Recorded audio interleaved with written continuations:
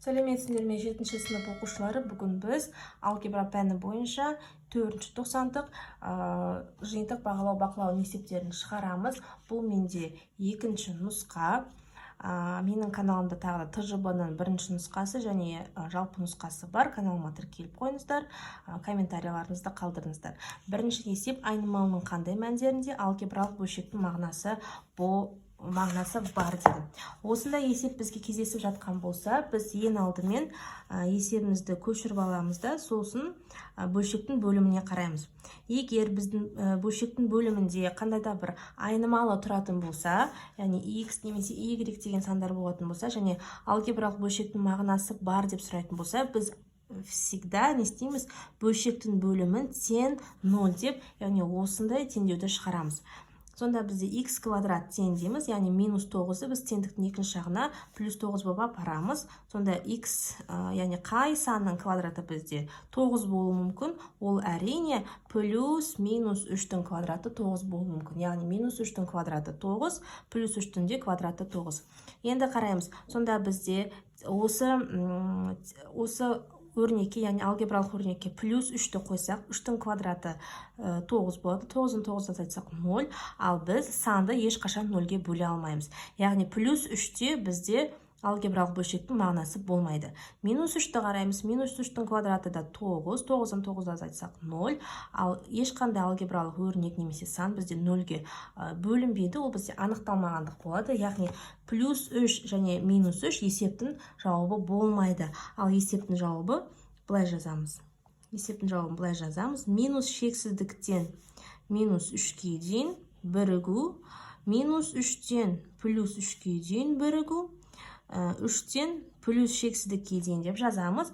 Сонда бізде осы сан аралықтарындағы кез келген санды біз осы алгебралық өрнектің айнымалысына қойсақ, бізде есебіміздің жауабы шығады. Теріс сан болсын, 10 сан болсын, әйтеуір есептің жауабы шығады. Сонда біздің бірінші есептің жауабы осы түрінде болады. Келесі бөлшекті қысқартыңыз дейді. Бөлшекті қысқартыңыз дегенде біз тек қана алымы мен бөлімін бір-біріне бөлінетіндей етіп сандарға қысқартамыз.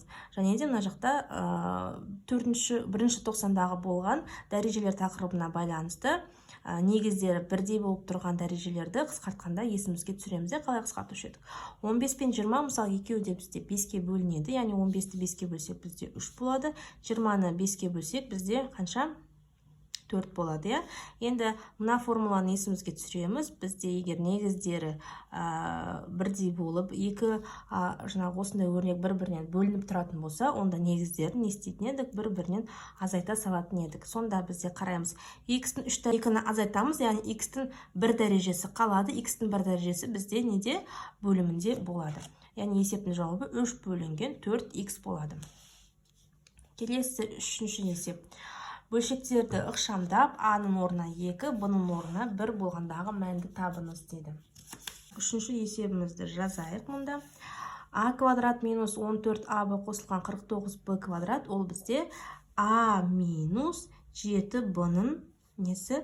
Квадраты. Егер осыны ашатын болсақ, А квадрат, бұл бізде А квадрат минус 2 еселенген А көбейтілген 7Б қосылған 7Б-ның квадраты болушы еді. Яғни осы өрнегіміз бізде қайтадан шығады. Бұл бізде қысқаша көбейту формуласы. Есімізге түсіреміз. А минус Б-ның квадратының формуласын есімізге түсіреміз. Енді осылай өрнектеп жазып алдық. Бөлшектің бөлімі бізде А минус 7Б. Енді А минус 7Б-ның квадраты десе, яғни бұл бізде 2 рет деген сөз. Оны біреуін бөлшектің бөлімімен қысқарта саламыз. Сонда бізде не қалды? А минус 7Б қалды. Енді А-ның орнына 2, Б-ның орнына 1-ді қоямыз. Сонда тең 2 азайтылған 7 көбейтілген 1, бұл бізде әрине минус 5. Яғни есептің жауабы минус 5 екен. Келесі төртінші есеп, бөлшектерді қосу мен азайтуды орындаңыз дейді. Бізде бұл жақта бірінші есепте не істейміз? екі бөлшекті бір-біріне қосқан кезде міндетті түрде бөлімдерін бірдей түрге келтіріп аламыз. Бөлімдерін бірдей түрге келтіру үшін бізде яғни ортақ бөлімі 5b болу керек. Сонда бізде бірінші бөлшекте барлығы бар, 5b бізде толық тұр. Екінші бөлшекте бізде 5b болу үшін бөлімінде алымында біз нешеге 5-ке көбейтуіміз керек. Яғни 5-тен беруіміз керек. Сонда 2 қосылған 5 көбейтілген 1, ол бізде 7 болады. Яғни 7 бөлінген 5b бірінші есептің жауабы болады екен. Енді екінші есебімізді қараймыз. 3 бөлінген 2 минус y бөлінген y квадрат минус 4. Бұл жақта да біз бөлшектің бөлімін бірдей түрге келтіріп алуымыз керек. Бірақ та қараймыз. Y квадрат минус 4 деген ол бізде y минус 2, y плюс 2-нің формуласы, я? Ал бізде y минус 2 мен y плюс 2 бірінші бөлшекке мүлдем ұқсамайды. Сондықтан y квадрат минус 4-ті біз керісінше егер жазатын болсақ, 4 минус y квадрат дейтін болсақ, ол бізде 2 минус y көбейтілген 2 плюс y болады. Яғни бірінші бөлшекке кішкене әйтеуір ұқсайтын болады. Сондықтан мына жақтағы y квадрат минус 4-тегі минус таңбасын бөлшектің алдына жіберсек, сонда 3 бөлінген 2y минус, бөлшектің алдына минус таңбасын жіберсек, мына минус таңбаны плюс қылып жібереді. Сонда y бөлінген 4 минус y квадрат, яғни орындарын ауыстырып жасасақ болады. Тең дейміз да. Сонда 4 минус y квадрат ол бізде 2 минус y, 2 плюс y болса, бізде сонда бірінші бөлшекке не жетпейді? 2 қосылған y жетпейді екен. Осыны жазамыз. Сонда 3-ке 2-ні көбейтсек 6, 3-ке y-ті көбейтсек 3y. Енді барлығын бір алгебралық бөлшекке жазамыз. Қосылған y бөлінген 4 минус y квадрат. Сонда 6-ны жазамыз. Қосылған 3-ке y-ті қосатын, 3y-ке y-ті қосатын болсақ 4y бөлінген 4 минус y квадрат. Есебіміз жауабын осылай қалдырамыз. Басқа ештеңеде істей алмаймыз. Келесі 5-ші есеп, 4 ұпайлық есеп, алгебралық бөлшектерді көбейтіп бөліңіз дейді. Асыншы есебін жазайық. 24 а-ның c куб бөлінген b-ның 5 дәрежесі, көбейтілген b-ның 4 дәрежесі бөлінген 18 а куб c. Так, қараймыз. Бұл жақта біз жаңағы екінші есеп сияқты не істейміз? Алгебралық бөлшектерді алымын бөлімімен қысқартып жібереміз. Мысалы, қарап тұрсақ, 24 пен 18 екеуі де бізде 6-ға бөлінеді, я? Сонда 24-ті 6-ға бөлсек 4-тен болады, 18-ді 6-ға бөлсек 3-тен болады. Енді қараймыз. Енді ұқсас негіздері, ұқсас айнымаларды тоже бір-бірінен қысқартамыз. Бірақ бұл жақта қысқартқан кезде дәрежелері қайсы үлкен, сол үлкен дәрежеден кіші дәрежені алып тастаймыз. Мысалы, мына жақта қараймыз. А және А-ның 3 дәрежесі. Яғни бізде А деп тұрған, яғни оның дәрежесі 1 деген сөз. Егер ештеңе жазылмаса, дәрежесі 1 деген сөз. Сонда 3-тен 1-ді азайтып тастасақ, А-ның 2 дәрежесі қалады. Енді мына жақта да c-ның 3 дәрежесінен c-ның 1 дәрежесін азайтып тастасақ, c-ның неше? 2 дәрежесі қалады. b-ның 5 дәрежесінен b-ның 4 дәрежесін азайтсақ, b-ның 1 дәрежесі қалады. Сонда бізде не қалды? 4 қалды есептің алымында.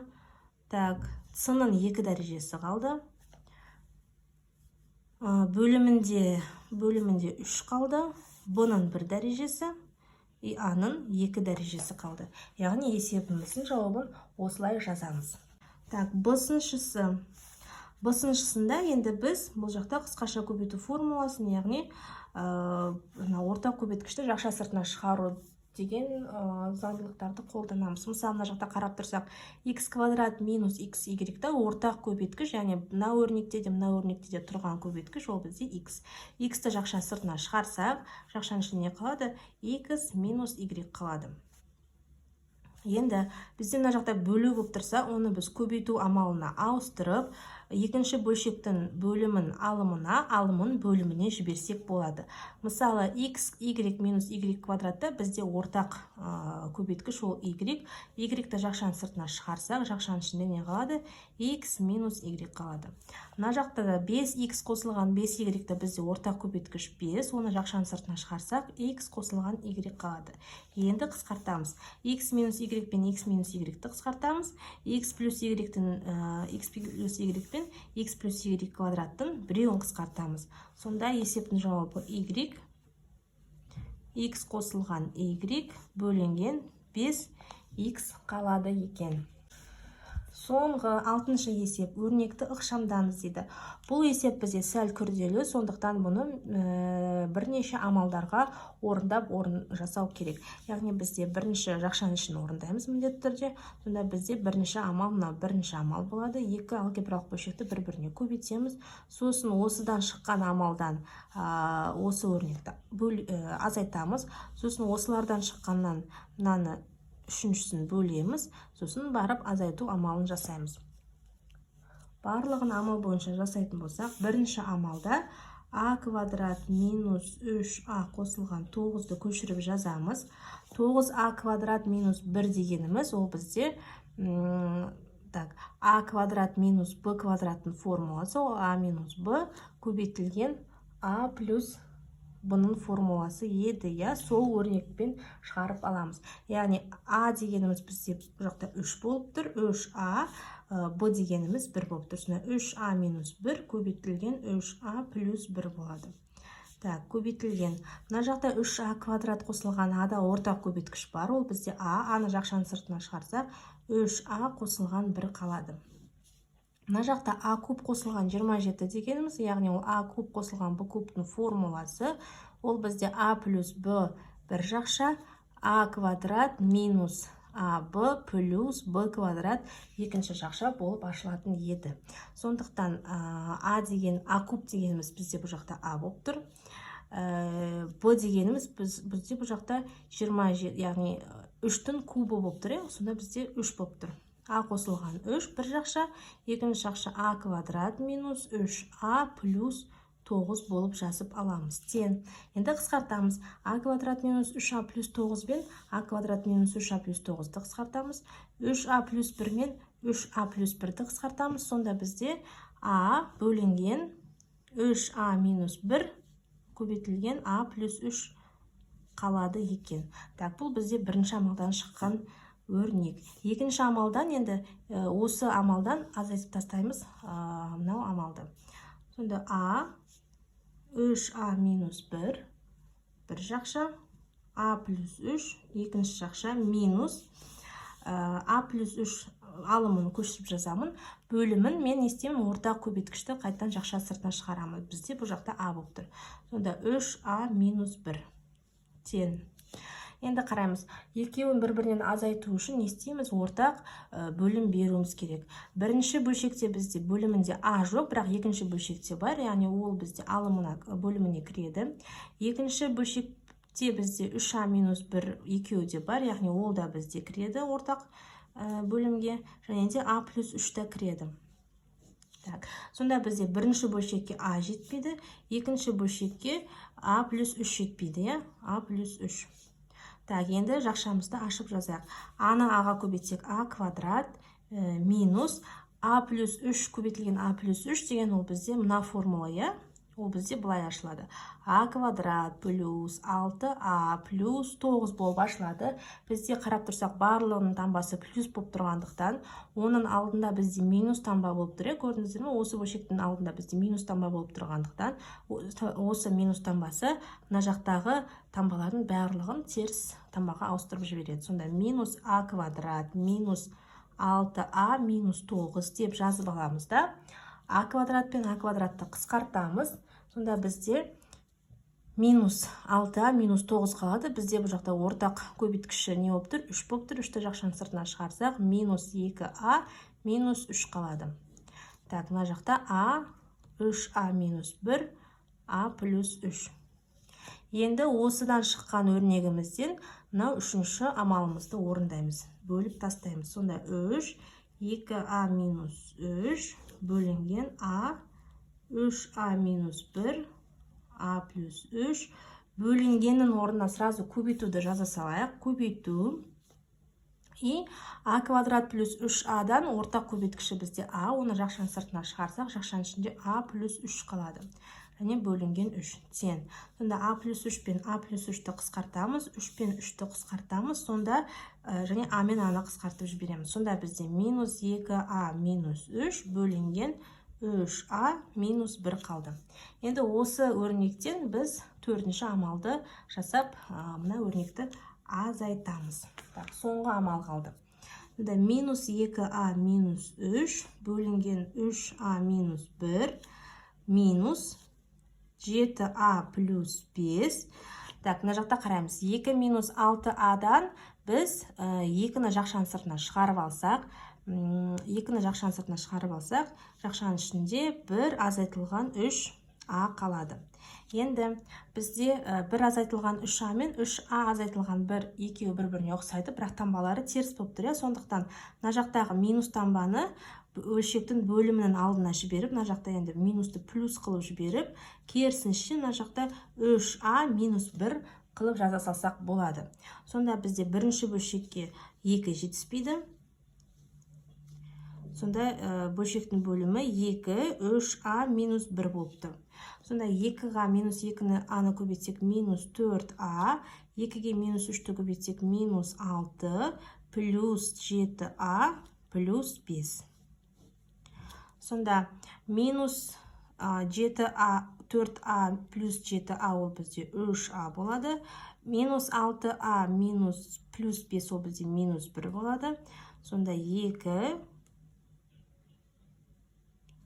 3а минус 1. 3а минус 1 мен 3а минус 1 қысқарады. Сонда есептің жауабы 2-ден 1 болып тұр. Яғни есептің жауабы 2-ден 1. Осымен оқушылар 4-ші 90-дық жиынтық бағалау бақылауымыз есептерін барлығын шығардық. Бұл менде 2-ші нұсқа болатын. 1-ші нұсқасы менің каналымда бар, және жалпы нұсқасы каналымда бар. Менің каналыма тіркеліп қойыңыздар, комментарийларыңызды қалдырыңыздар. Сау болыңыздар.